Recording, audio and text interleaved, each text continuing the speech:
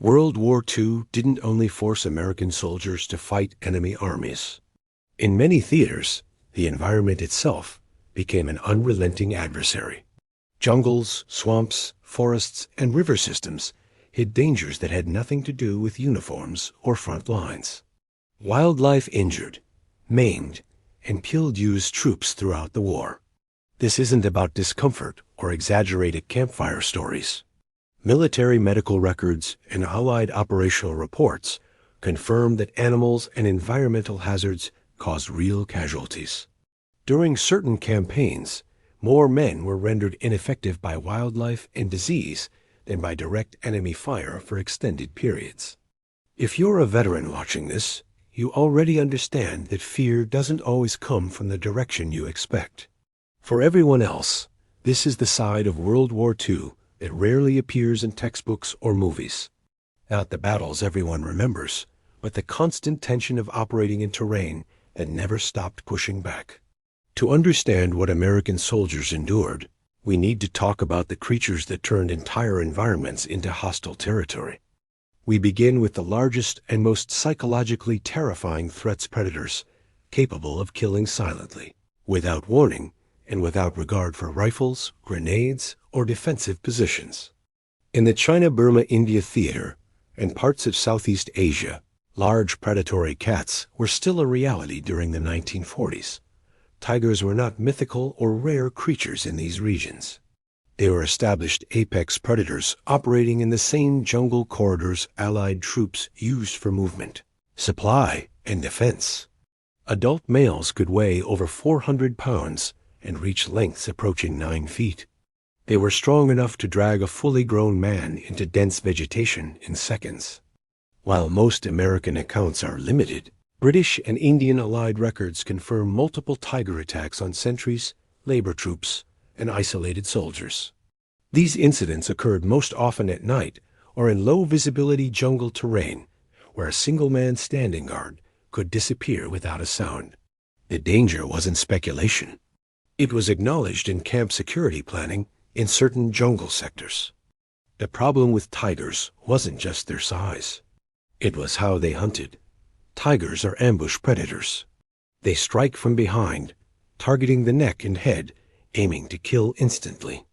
A sentry standing still for long periods, a soldier lagging at the rear of a patrol, or a man moving quietly through thick vegetation was exactly the type of prey a tiger looks for. The attack would be silent.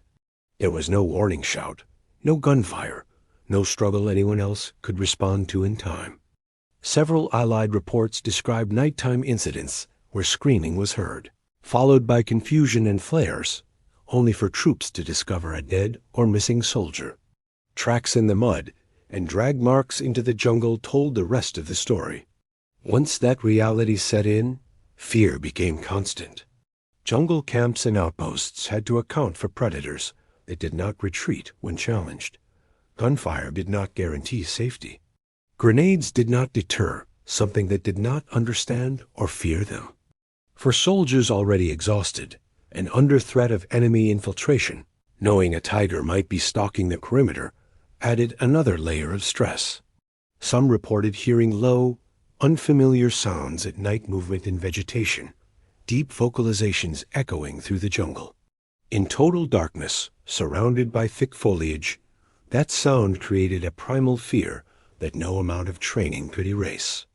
Wild boars presented a very different but equally dangerous threat across multiple theaters.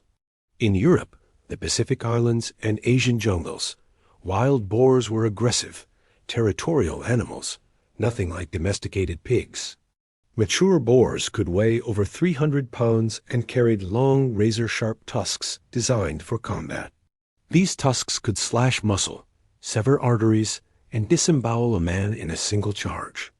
Soldiers moving through forests or jungle often entered boar territory without realizing it. When startled, a boar would charge immediately. There was no bluffing behavior. Once committed, the animal aimed low, targeting legs and the lower torso.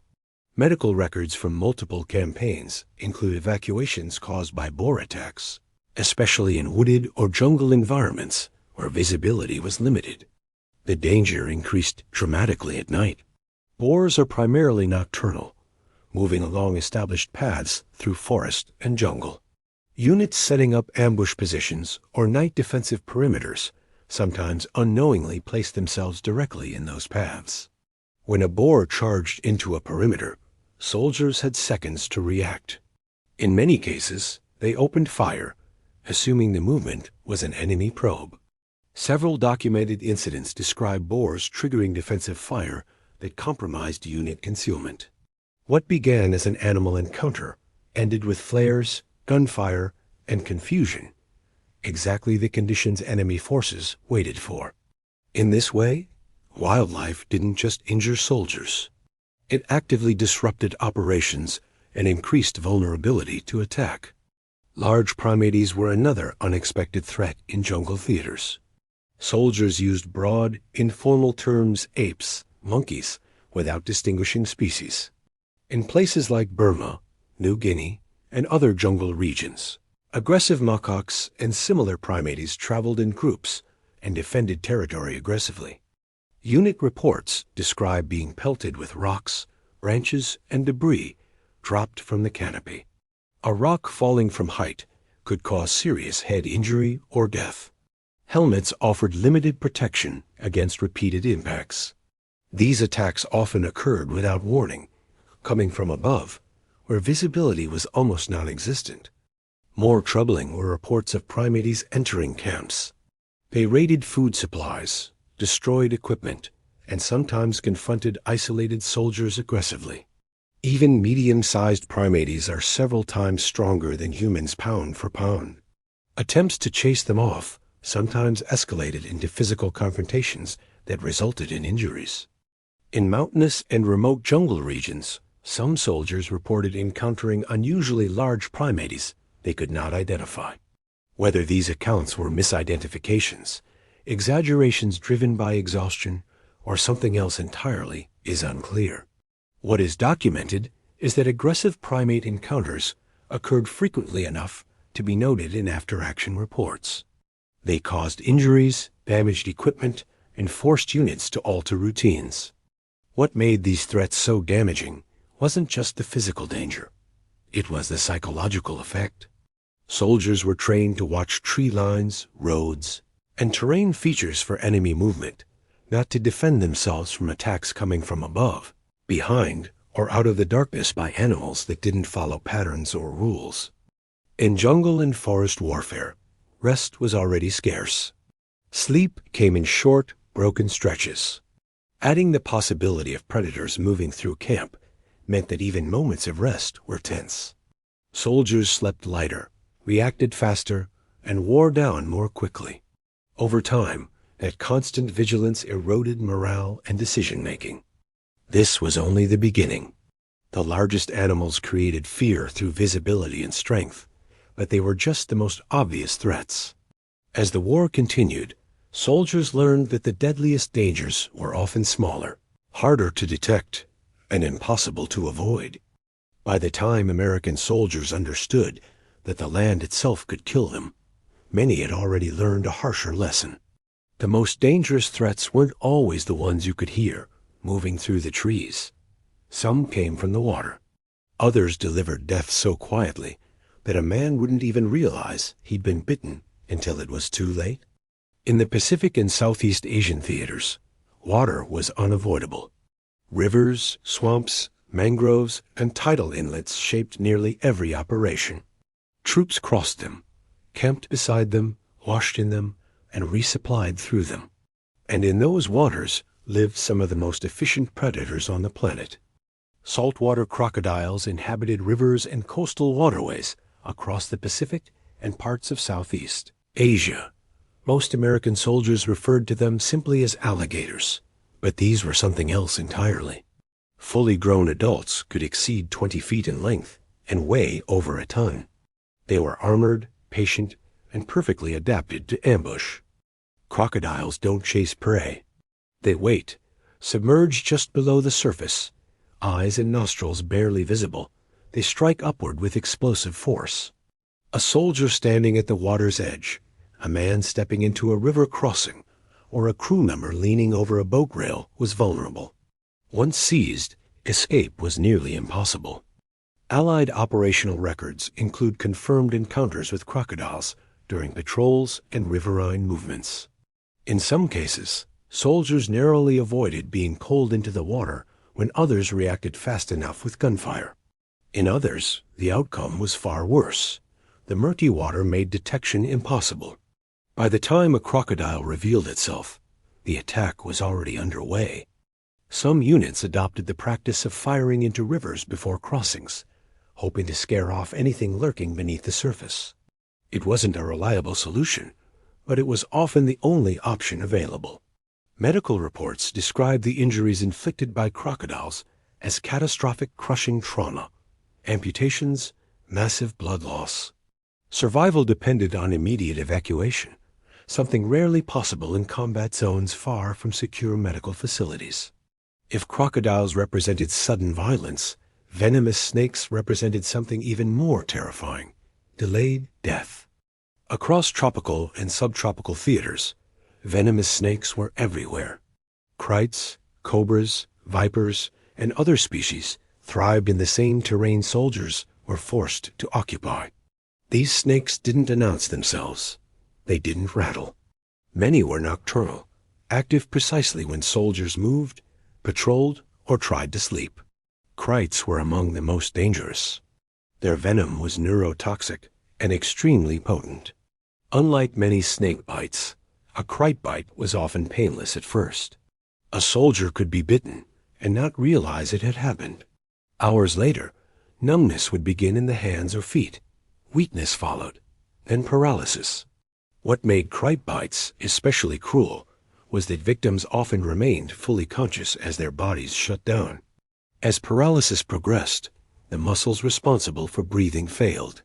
Without antivenom and respiratory support, death was nearly inevitable. Several documented cases describe soldiers bitten while sleeping on the ground or in shallow foxholes.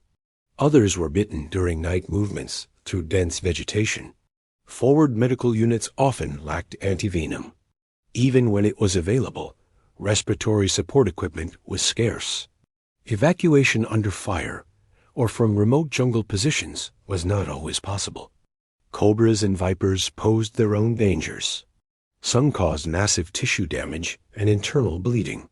Others delivered venom that led to shock and organ failure.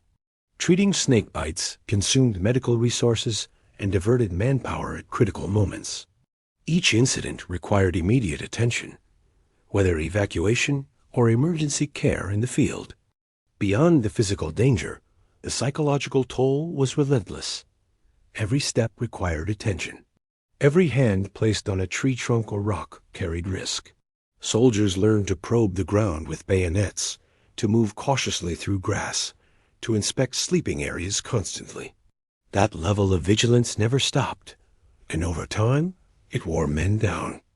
Centipedes were another constant threat, particularly in jungle and island environments. These weren't small insects. Some species exceeded 12 inches in length. They were aggressive, fast, and venomous. Their bites delivered intense, immediate pain so severe that medics compared it to combat injuries. Centipedes crawled into boots, bedding, uniforms, packs, anything left unattended. Soldiers learned to shake out everything before use, but even that wasn't always enough.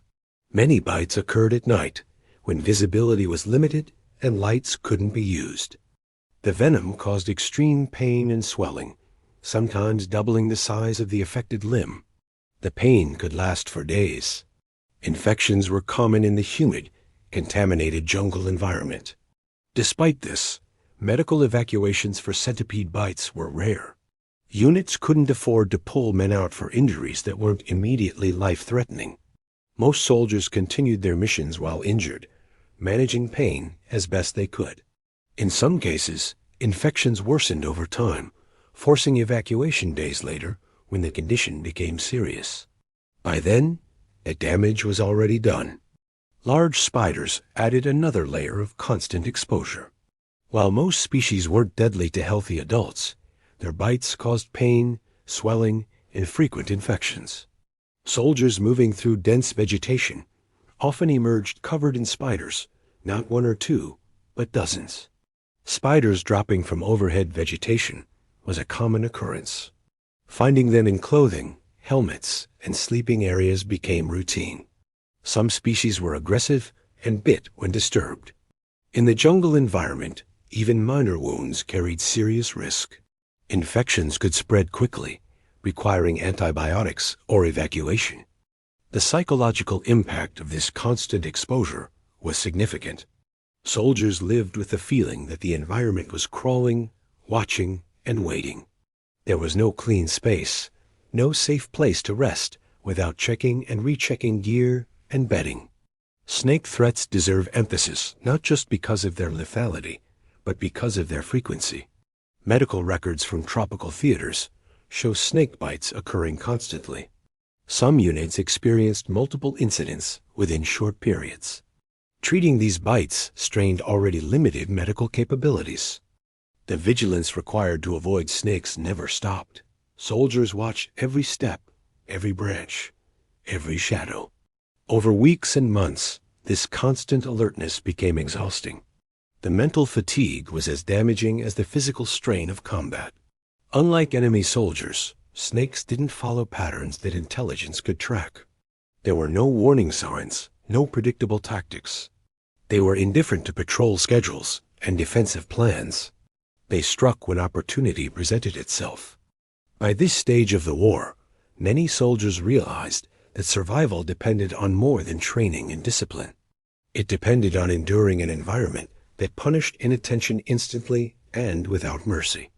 The dangers described so far were sudden, violent, and often fatal. But some of the most destructive threats worked slowly. They didn't kill in seconds or minutes. They wore men down over days and weeks, weakening bodies and breaking morale until entire units were no longer combat effective. By the time American soldiers reached the later stages of jungle and tropical campaigns, many had already learned a hard truth. The greatest danger wasn't always sudden or dramatic. Some threats didn't attack at all. They attached themselves quietly, fed slowly, and weakened men day after day until bodies and morale began to fail. Leeches were everywhere. In swamps, rivers, rice paddies, and jungle undergrowth, they were unavoidable. After any movement through wet terrain, soldiers would stop and find them attached by the dozens. Inside boots, under armpits, around ankles, in places no one wanted to talk about. The leeches themselves weren't usually deadly, but they created serious problems. They carried disease. Improper removal could leave the head embedded in the skin, leading to infection. The wounds they left behind bled for hours and often became infected in the filthy jungle environment. Soldiers learned removal techniques, burning them off, salting them, but mistakes were common. Leech checks became ritualized. Units halted regularly to inspect one another. Men burned, scraped, and pulled leeches from skin already raw from heat, sweat, and constant friction. The physical discomfort was bad enough. The psychological effect was worse. Soldiers described the feeling as being consumed by the environment itself, not attacked absorbed. In rare but documented cases, soldiers covered in leeches for extended periods during long-range patrols developed severe anemia from blood loss. Most endured the effects quietly because there was no evacuation for parasites. You carried on, weakened and irritated, knowing it would happen again tomorrow. Mosquitoes were far more dangerous. They weren't just annoying. They were among the most lethal enemies American soldiers faced during World War II.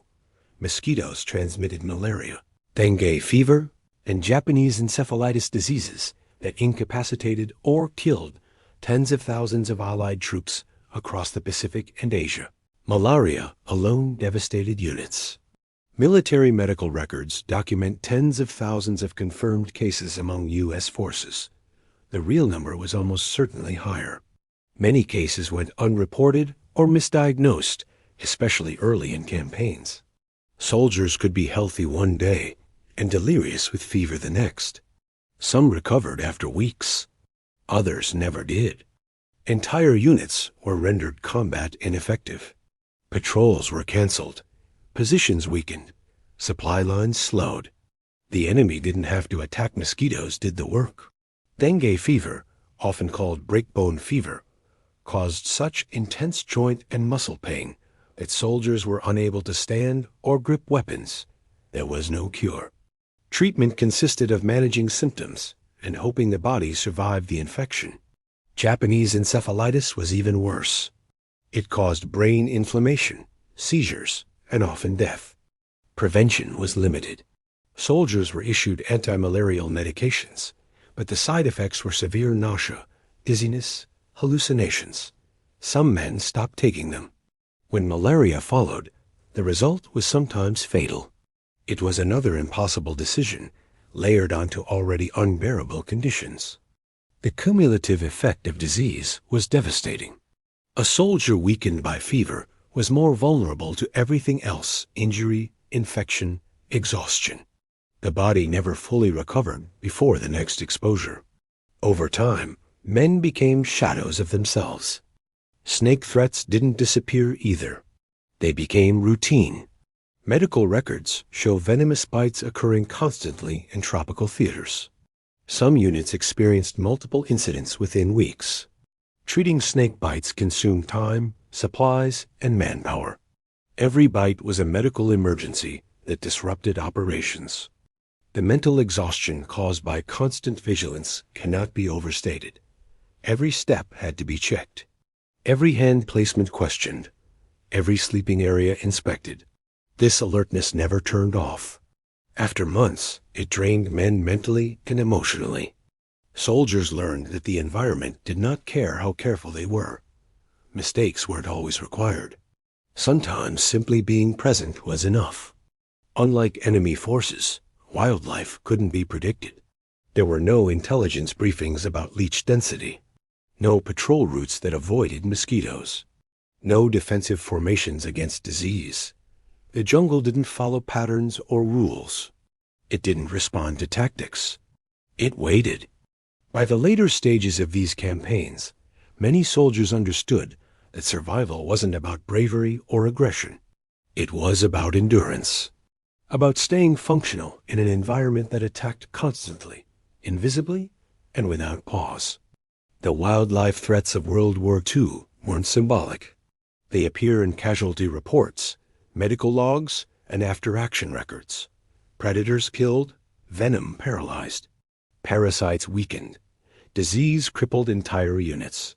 These were not side notes. They were part of daily life. Understanding these dangers helps explain why jungle warfare broke men psychologically. Soldiers couldn't relax even in secure areas. There was no safe ground, no moment without risk. The war followed them into their sleep, into their water, into their bodies.